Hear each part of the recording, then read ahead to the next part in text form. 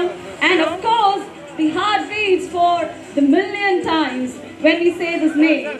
From the gullies of Ranchi to the grounds of Chennai, from lifting trophies for India to winning hearts in Tamil Nadu, the man who made India green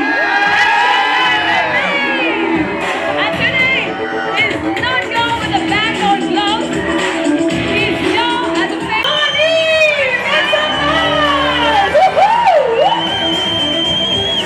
Along with our chairman and managing director, Dr. CSK Future and Dr. K. Reddy, our chief minister. Thank you very much, sirs. Welcome, Chennai. நம்ம தல தோனிக்கு ஒரு whistle போட்டு ஆரம்பிக்கலாமா?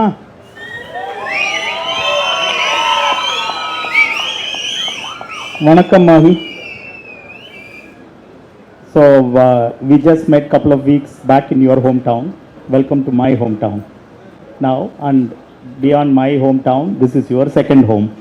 And as of we already discussed, you are not just adapted son. For us, you are our son of the soil.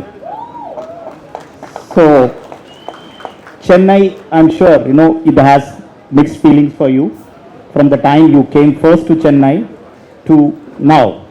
How Chennai has evolved in your mind and in your thoughts?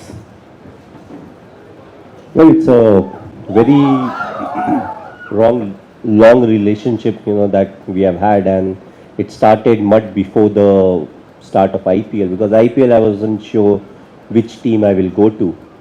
But it started much before that, and 2005 was the time when I made my test debut, which happened to be in Chennai. So it started from that point of time.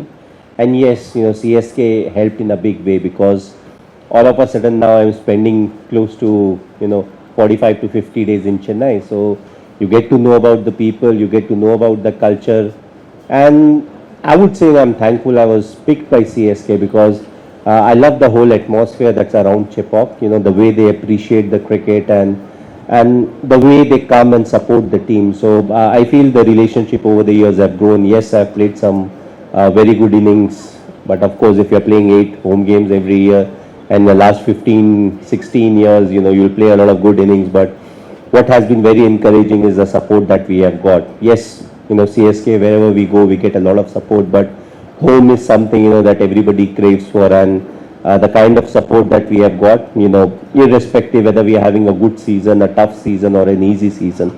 But when it comes to CSK, I don't remember if we ever had an easy season, There was always a question that, if there's last 3-4 games in the league stage, somehow we have to win 2 out of the 4 or 3 out of the 4, and that's when you need the support. So I feel the support has always been there, and, that's what, as a cricketer, you can crave for, saying, I want the fans to come to the stadium, watch the game, support us, and at the same time, appreciate good cricket, even if it's played by the opposition. And I feel that's what Chennai is special for, They appreciate good cricket, they understand the cricket, and, they just love coming to the stadium and, being part of cricket. So, grateful to be here again. And yes, it was new the first time when I came over here, it was fairly new for me. But over the years, when you spend enough time, you get to know everything about the people and the culture, and, it just improves you as a person, because, you're learning new things, you're learning what needs to be done, how it needs to be done. So I feel grateful that, I was able to spend so much time in a year, at least in Chennai. So it helped me improve as a person, it helped me improve as a cricketer. Yeah, you just said CSK just happened. I think it's happened for good for Chennai. So today good for me also. It's actually a great feeling. Nowadays when we go and say CSK, it is not a brand only in India. When we go to Australia, we go to South Africa, any of the cricket playing nation. So you made this franchise so popular. So we should all thank Thala Dhoni for what CSK is today. It's the most popular franchise in the country. So now just asking how it was difficult. I'm sure you achieved much bigger accolades when you won all the 3 World Cups. So of course you won many cups for CSK too. How was it different captaining a country, maybe from our country, but when you come to CSK you're dealing with multiple nationalities, you should still could find so many people, nurtured them not only from India, elsewhere. How was it different? Captaining India and captaining CSK. How do you compare? What was the same? What is different? Well, the challenge is slightly different, though the basics remain the same. So even when you lead the Indian cricket team, you have people who come from different parts of the country. So all of them are quite different. Somebody comes from Punjab, somebody will come from Maharashtra, Mumbai, Karnataka, Tamil Nadu. So they're different in their own ways.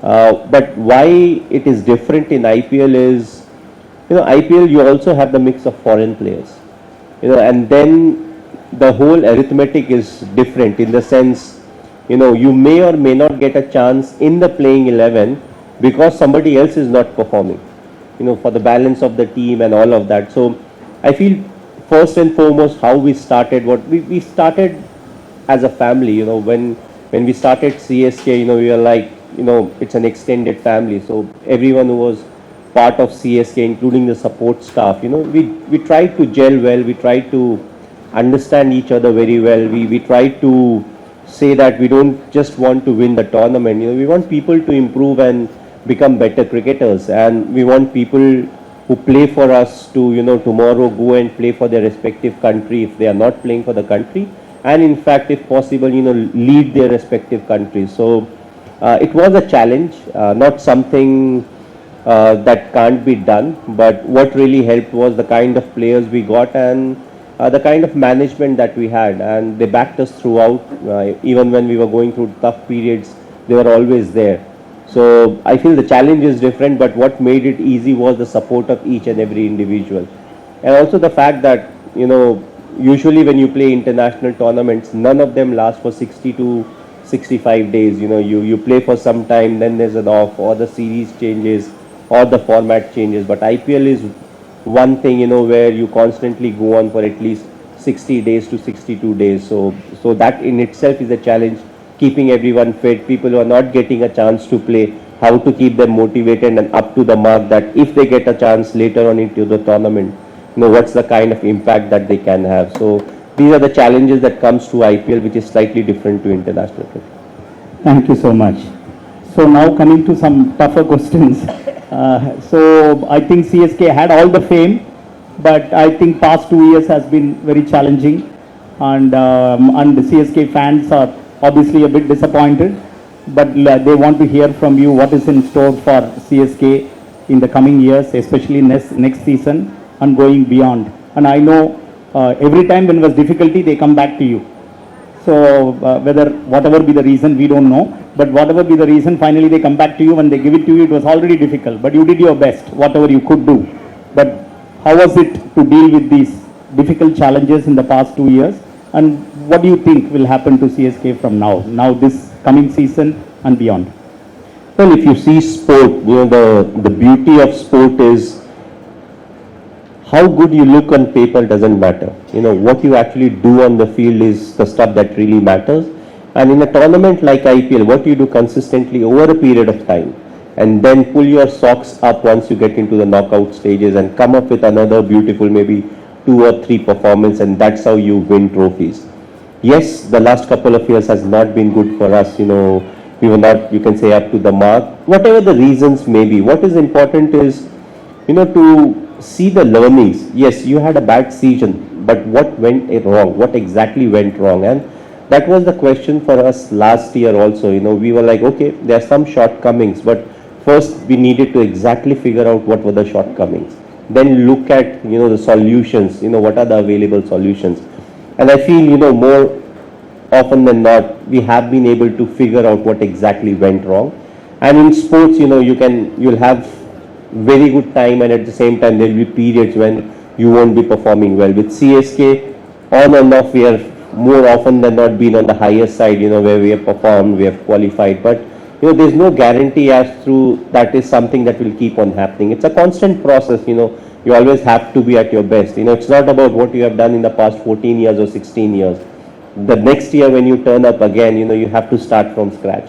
Because nobody respects what you have done in the past. In sports I'm saying, because everybody wants the trophy. Everybody wants to compete. So the moment you slack off, there'll be someone who will be challenging you. So I'm not saying we slacked off, but there were certain, you can say, holes that we need to plug in. The second half of the tournament, we are slightly worried about our batting order. people who will bat at different slots. But I think our batting order is quite sorted as of now. Ritu will be coming back. He got injured, so he will be coming back. So it looks as if we are quite sorted now with a small auction coming in December. Whatever further loopholes are there, we'll try to plug those in. But again, as I said, you have to be at your best at the start of the tournament. You have to get the planning right. You have to use the resources in the best possible manner. And I think we appreciate the fact that the fans they also feel disappointed. But also the fact is the players always feel more disappointed than the fans, because this is our bread and butter. This is what we do. We come with the processes, but at the same time, So fortunate to have somebody working with him, independent of me being a captain. When I said sometime back, you are the captain of CSK. What would you say about the eye and the hand coordination in cricket? Well, a lot has been spoken about technique in cricket, but it all boils down to how quickly you judge the length of the ball, the pace of the delivery, and I feel it comes quite naturally, because we all start at such an early age, that it becomes part of our life. So every day, we keep on practicing. And what has happened in cricket is, like with technology, what has happened is they have so many different ways now to get used to the pace. You are actually getting used to the pace, but in a way you're trying to, getting your eye and your body accustomed to the kind of pace you want to play at. So even if you see now, most of the cricketers, they don't get bothered too much about pace. What they start bothering when the bowler has movement, if he gets some extra bounce. So I feel pace, yes, it's crucial, it's important, but with pace also, what is more important is the line and length that you bowl and the kind of movement. So I feel nowadays a lot of cricketers, with the help of bowling machine and all, they're getting used to that kind of pace. They're training their, you may call it eye or hand-eye coordination.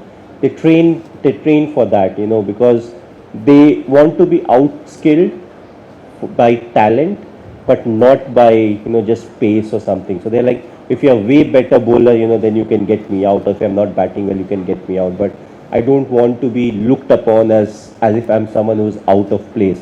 So they work tremendously on their fitness, and it includes everything. It includes the mental aspect, the physical aspect, and I, of course, if you'll see a lot of cricketers, once they cross 35, 36, reflexes slow down, the depth perception, goes a bit haywire. So it's a challenge, but when it comes to the youngsters, they are up for it. So I think they practice more of what needs to be done, and that's why they are always at their best. So it's day in and day out, they keep doing the same thing.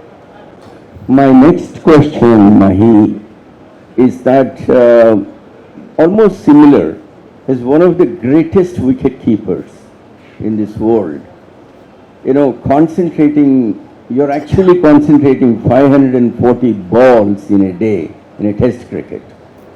And then, in a T20 about 120 and a 50 overs, 300 balls. A batsman at least has some rest. The batsman goes to the other side and takes a minute's rest. But in your case, you're there all the time. What is the role of the eye there? I mean, you're watching a googly, and you have to watch the hand and the finger and everything. I'm sure even when you began your career as a young cricketer, it was eye of the ball. Because in golf we say, eye on the ball. So that's the fundamental basic principle in golf, which I play. No, Doc, what happens is, right from an early age, as a keeper, you're taught to see the differences, identify the differences, as simple as, especially when it comes to spinners, if he's bowling a googly, you have to keep an eye on the wrist, because it's literally impossible to bowl a googly without changing the action. So right from under 16 level, we start training like that. We start to identify, okay, what are those small changes that we are looking at? And we train so much that it becomes like a second habit to us. That's why you won't see many wicket keepers actually get tired even after 90 overs of test cricket, one full day of test cricket. That's very surprising. Yeah. I mean, but the reason is, and then you have to go and bat again. yeah, we get rest before. None of the keepers are actually openers when it comes to test cricket. And I think one of the reason is, if you have played under 16 days cricket or under 19 days cricket, the maximum number of overs that can be bowled in one day is 90. And let's come back to test cricket. The maximum number of overs that can be bowled in test cricket is 90 overs. If there's a rain delay, you can add another half an hour, but 90 overs is what it is. So in a way, our workload is very defined from an early age. So now imagine if I didn't play much under 16 cricket, but imagine if I'm playing under 16 cricket and my workload is 90 overs in a day. And if I keep doing it for the next 15 years or 10 years, 90 overs is hardly anything for me, because I've practiced so much of up and down, running around and everything, that 90 over feels nothing. So I think it's a fact that, our workload is so defined and so fixed. So in case of a fast bowler, they are amongst the fittest in the team generally. So he can bowl 15 overs a day, he can bowl 18 overs in a day. So that's a definition of +2 or -2 overs. But the thing is, he still has to field where he doesn't know whether he'll get 50 balls in the game or he'll get 5 balls in the game. So if it's bad day where we say, oh, the ball is following him, so he may get 50 balls and he'll be much more tired. But with a wicket keeper, 90% it's the same. If you keep for 90 overs, you'll get around the same kind of delivery that comes to you. Even if the ball doesn't come, your rituals are the same. So in my case, I'll be sitting, I'll be looking at the bowler, I will be getting up, I will be anticipating a catch. Whether I get an edge or not, it hardly matters. So I feel because of that defined thing that keeps on happening in our life, we never feel that thing of saying, oh, I feel tired. And because we practice so much now that we are training our eyes so much, we just need to take care of the injuries, we don't get injured. Second, if you are playing under the sun and if I have sensitive eye, there's so many supplements that you get, whether I need to, give some kind of a supplement to get rid of the dryness in my eye that's there. So you do have to take care. But yeah, injury is something that has bothered wicket keepers more than, degeneration of eyesight. Because you train so much and so much variability is there that the muscles keep on working. So that's why the eyesight, it remains strong for... strain will be there. It will always be there, but it's like exercising. Now, I played